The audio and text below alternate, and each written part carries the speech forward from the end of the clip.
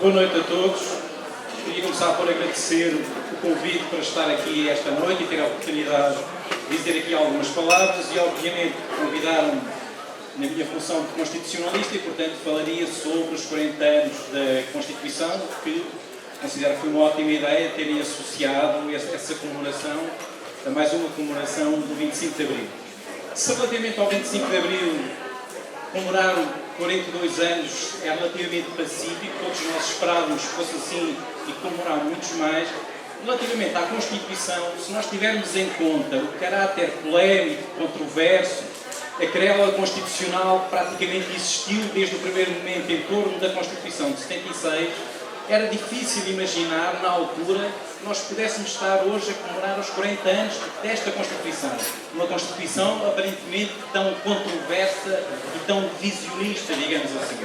E nesta altura a Constituição de 76 já é quase uma das Constituições portuguesas mais antigas e porventura será, dentro de algum tempo, a Constituição mais antiga.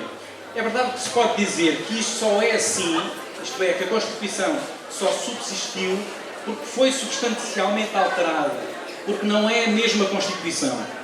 E, de facto, quando nós lemos a Constituição hoje e lemos a versão originária da Constituição, parece que estamos a ler coisas completamente diversas, completamente distintas. No entanto, em termos jurídicos, a Constituição é exatamente a mesma. É exatamente a mesma em termos formais, o documento jurídico é o mesmo, a Constituição de hoje é a Constituição de 76, e é também a mesma em termos materiais. E é a mesma porque o Estado de Direito é o mesmo, o Estado de Direito de 76 é o que temos hoje, o Estado Social é o mesmo, a República é a mesma, todos estes conceitos, República, Estado de Direito, Estado Social, regime político, a democracia representativa, sistema eleitoral, sistema proporcional, sistema de governo semipresidencialismo, tudo isso é exatamente o mesmo de 76, ou seja, a Constituição em termos materiais é a mesma. São os mesmos todos estes princípios, todos estes tipos, se quisermos políticos, que existiam em 76 e existem hoje.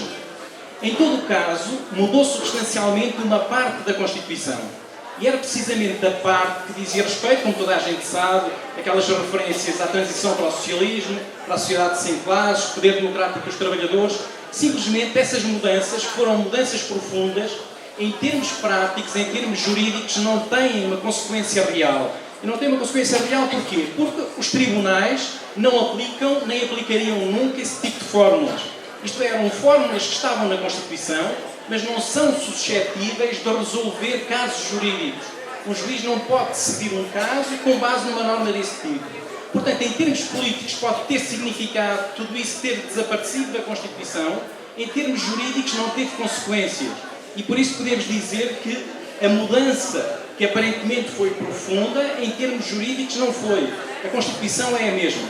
Em todo o caso, é verdade que as questões mais controversas desapareceram. Foram suprimidas nas várias revisões, designadamente em 82 e 89.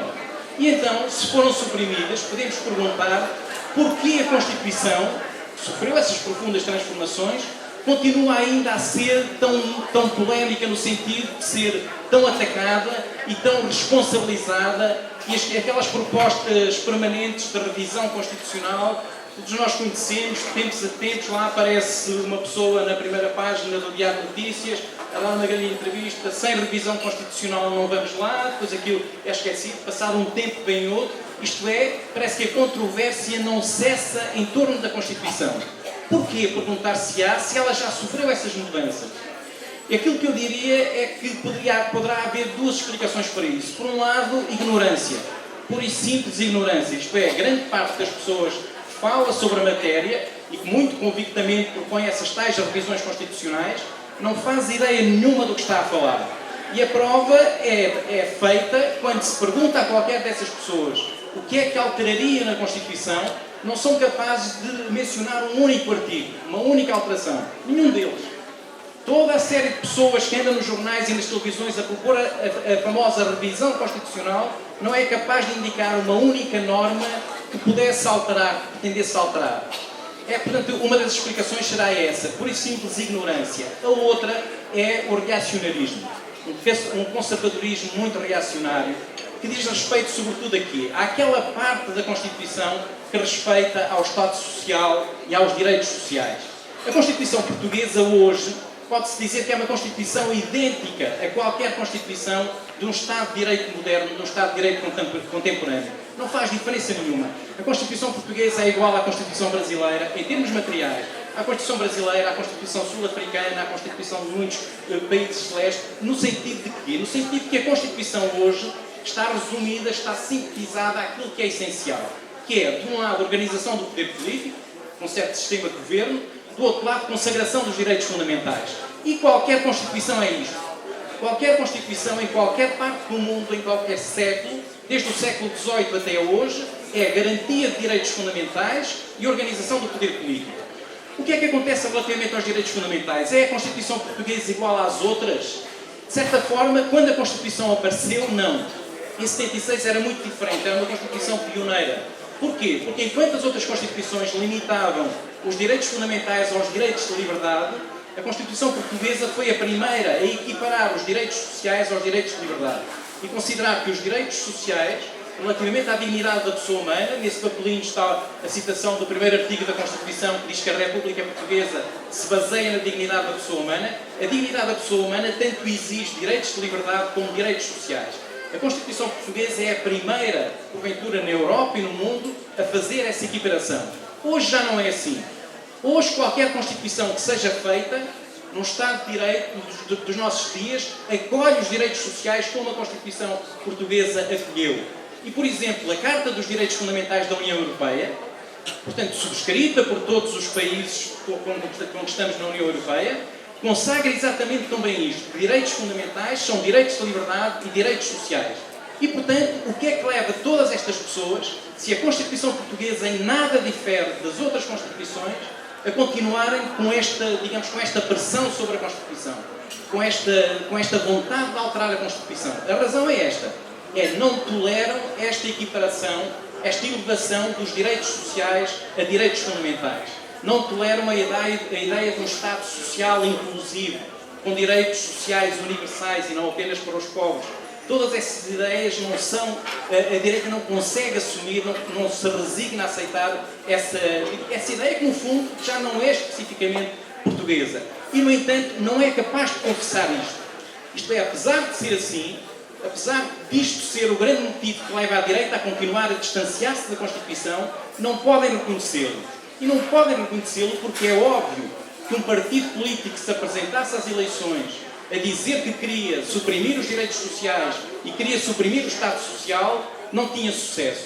Isto é, os direitos sociais, o Estado Social são de tal forma arraigados entre nós que qualquer partido que pretende ter sucesso tem que ocultar as suas verdadeiras intenções. Não é capaz de confessar aquilo que verdadeiramente pretende. E daí a dificuldade da direita em assumir a Constituição. Não consegue assumir a Constituição, a razão é esta, mas é incapaz de formular, é incapaz de dizer porquê. Eu faria aqui uma referência a um episódio de ontem, onde, de certa forma, isto foi bem patente. Bem patente, passou completamente despercebido. É uma intervenção do Presidente da República no Tribunal Constitucional. Exatamente numa sessão como esta, uma sessão de comemoração dos 40 anos da Constituição. Então o Presidente da República fez uma intervenção de 9 minutos. Está no site da página da Presidência da República, ainda hoje estive a ver. Portanto, são pequenos 9 minutos. Nestes 9 minutos diz duas coisas relativamente extraordinárias, que passaram completamente despercebidas, que ninguém falou, pelo menos não vi citado em lado nenhum. A primeira não é muito importante, mas diz o seguinte: a certa altura diz, quando fala da democracia portuguesa, do regime democrático, e quando o caracterizam em 3 dimensões. Diz ele que a democracia portuguesa tem uma dimensão representativa, uma dimensão participativa e uma dimensão referendária. A ideia de democracia representativa e participativa é óbvia. Está na própria Constituição, nos próprios artigos da Constituição. Caracterizar a Constituição portuguesa, a democracia portuguesa, como referendária, a que título? Porquê referendária? Porquê os referendos agora? Se nós nos lembrarmos dos anos 97, 98, vemos que foi com o atual Presidente da República, na direção do PSD, que tivemos a febre dos referendos. na altura com o acordo da direção do Partido Socialista, e então tivemos os únicos referentes até agora sobre a despenalização da interrupção voluntária da gravidez, sobre a regionalização, com as consequências que sabemos, com 30% das pessoas a votar, e praticamente ficar aquela decisão da Assembleia da República congelada durante mais de 10 anos, sequestrada, digamos, por 15% do eleitorado, porque tinha sido 15 contra 15, digamos assim. Pois bem, esta ideia passou, mas há aqui uma insinuação de algo novo, portanto a democracia portuguesa também deveria ser referendária. Mas aquilo que eu queria falar era da outra proposta que o Presidente da República fez. E estou a falar de uma intervenção que é uma intervenção escrita. Portanto, não é uma intervenção que seja feita de improviso, como o Presidente da República faz sempre. Portanto, quando a pessoa está a falar de improviso, pode-se enganar, pode dizer mais do que quer ou menos do que quer. Quando está escrita, não, está pensada e é exatamente aquilo que quer dizer.